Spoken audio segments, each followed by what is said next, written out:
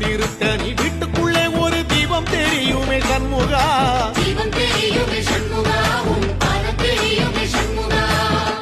அரோகரா கோஷத்திலே ஓ முகம் சிரிக்குமே சண்முகா.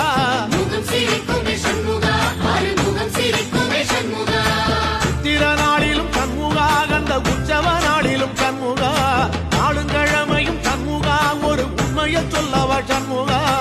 ஆறு படையிலும் ஆறு காலத்திலும் பூசை நடக்குமே சண்முகா, பூசை நடக்குமே சண்முகா, நல்ல பூசை நடக்குமே சண்முகா.